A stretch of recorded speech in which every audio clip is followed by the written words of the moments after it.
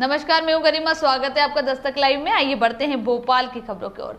आजादी का अमृत महोत्सव मध्य प्रदेश में भी मनाया जा रहा है। ऐसे में सुभद्रा कुमारी चौहान की जयंती पर मुख्यमंत्री शिवराज सिंह चौहान ने पूर्व सांसद रघुनंदन शर्मा की पुस्तक आजादी बनाम फांसी अथवा काला पानी का विमोचन किया। आपको बता दें कि आजादी के अमृत महोत्सव मध्य प्रदेश में मनाया जा रहा है। इस दौरान मुख्यमंत्री ने वीरों को प्रणाम करते हुए कहा कि इतिहास में हमें सिर्फ बचपन में नहीं, गांधी और इंदिरा के बारे में भी पढ़ाया गया है। गांधी, नेहरू, इंदिरा ने आजादी दिलाई थी। बापू तो विश्व बंद है, उनका योगदान सर्वोपरि है। लेकिन हम मंगल पांडे, पेशवा तात्या टोपे, रानी लक्ष्मीबाई और बहादुर शाह जफर को भूलते जा रहे हैं। ऐसे में जब ये किताबें आती है तो इनके माध्यम से नई युवा पीढ़ी को पूर्ण ज्ञान मिलता है। कार्यक्रम में शिवराज ने बच्चों के भविष्य को लेकर भी चिंता जताई। शिवराज सिंह का कहना था कि आज के समय में बच्चों के हाथ में किताबों की जगह मोबाइल होता है।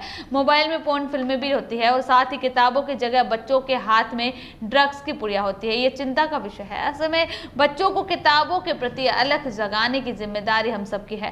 कार्यक्रम में पहुंची पर्यटन एवं संस्कृति मंत्री उषा ठाकुर ने वीरों के नाम पर एक वीर स्मारक भी बनाने का निवेदन मुख्यमंत्री शिवराज सिंह चौहान से किया, जिस पर मुख्यमंत्री ने सहमति जताई और बताया कि एक स्थान बनाया जाए जहां वीरों के चित्रों के साथ उनकी जीवनी भी हो। इधर संस्कृति मंत्री उषा ठाकुर का कहना था कि इसके लिए जल्द ही जगह चिन्हित कर स्थान बनाया जाएगा। भोपाल से सलमान अली की रिपोर्ट।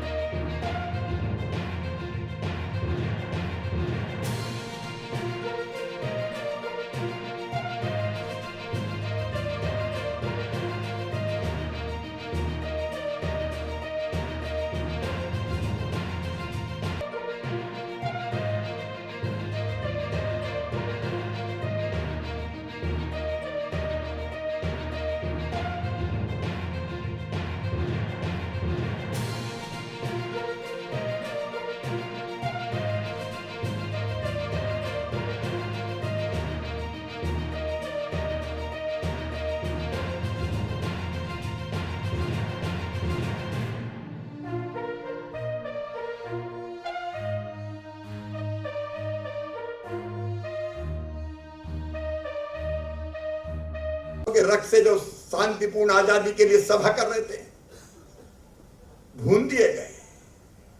जलियांवाला बाग की भूमि देशभक्तों के रक्त से लाल हो गई। कुआं वो देखो आ जाके, कुआं लाशों से पट गया। छोटा सा बालक उधम सिंह लहू से सनी माटी को उठा के उसने कसम खाई थी कि जनरल ओडायर, जब तक तेरे सीने में पिस्तौल की 6 की 6 गोलियां नहीं उतार दूंगा, मैं चैन से नहीं बैठूंगा, अपमान का बदला लूंगा। और ये संकल्प इंग्लैंड में जाके बरसों के बाद पूरा किया। आप जानते हैं, बरसों तक इंग्लैंड की खाक छानी, छोटे छोटे काम किए। घोड़े पे खुर्रा फेरने का काम करता था उधम सिंह। और जिस दिन मौका मिला, पिस्तौल की सारी गोलियां जनरल ओडायर के सीने में उतार दिया। भारत माता की जय कहकर फांसी के फंदे पे चढ़।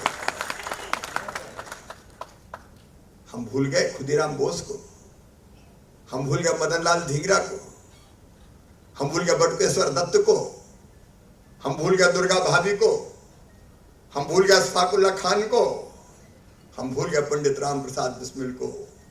इलाही, वो दिन भी आएगा जब अपना राज देखेंगे, जब अपनी जमी होगी, और अपना आसमां होगा।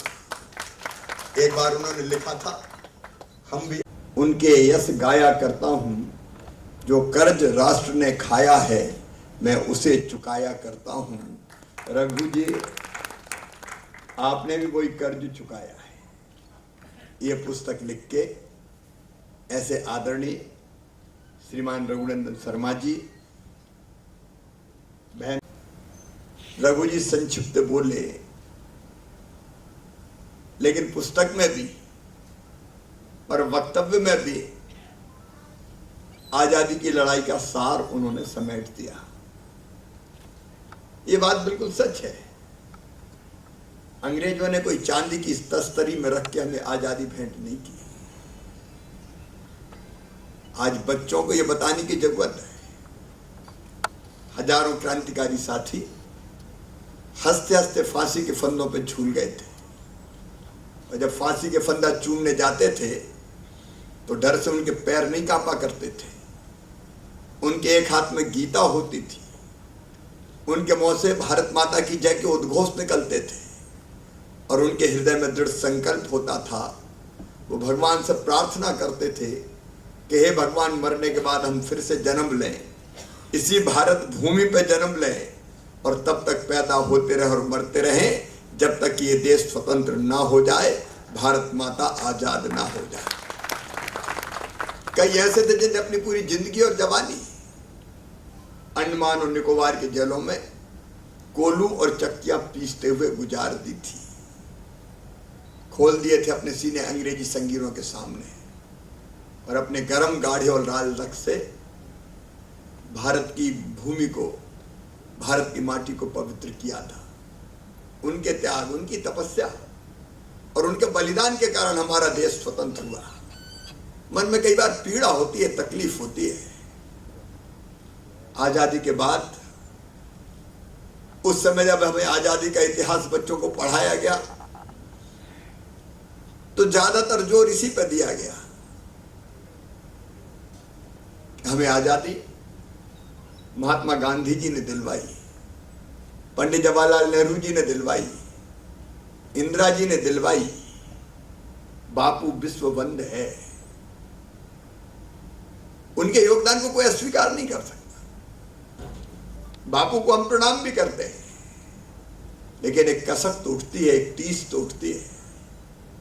हम भूल गए मंगल पांडे को, हम भूल गए नाना साहब पेशवा को, हम भूल गए तात्या टोपे को, हम भूल गए रानी लक्ष्मीबाई को, जिन्होंने कह दिया था कि मैं अपने खून की अंतिम बूंद दे दूंगी, लेकिन प्राणों से प्यारी झांसी नहीं दूंगी। हम भूल गए अमर शहीद कुंवर सिंह जी को, हम भूल गए बहादुर शाह जफर को। रंगून के जेल में बहादुर शाह ने भी लिखा था जफर से, कितना बदनसीब है जफर कि दफन के लिए 2 गज जमी भी मिल न सकी हुए यार में। हम भूल गए वासुदेव बलवंत फड़के को, लाला हरदयाल को, हम भूल गए रानी अवंतीबाई को, हम भूल गए बिरसा भगवान को, हम भूल गए रघुनाथ शाह को, शंकर शाह को, हम भूल गए टंट्या भील को, हम भूल गए भीमा नायक को, हम भूल गए खज्जा नायक को, हम भूल गए बादल भोई को, हम भूल गए राणा बख्तावर सिंह को, हम भूल गए ठाकुर रणवत सिंह को, हम भूल गए लाल बाल और पाल की। जो एक पेड़ लगाता हूं इसलिए कि जलवायु परिवर्तन के खतरे से हम सबको अवगत करा के अपनी धरती माँ को बचाने का काम कर सकते हैं। हम नशा मुक्ति अभियान में भाग ले सकते हैं। कई बार जब ऐसी घटनाएं पढ़ते हैं कि बेटियों के साथ आज भी दुराचार होता है तो आत्मा कांप जाती है। फांसी की सजा के कानून बन गए, लेकिन क्या बेटी बचाओ बेटी पढ़ाओ का अभियान अपनी धरती पर नहीं चलना चाहिए? स्वच्छता का अभियान हो, और ज्यादा से ज्यादा कुछ नहीं कर सके तो कोरोना के प्रोटोकॉल का पालन ही कर लो भैया, कम से कम खुद बचो तीसरी लहर से। ये जिम्मेदारी का भाव, यही देशभक्ति है। मैं रघु जी का आभारी हूं। रघु जी से मेरे रिश्ते आज के नहीं बचपन के हैं।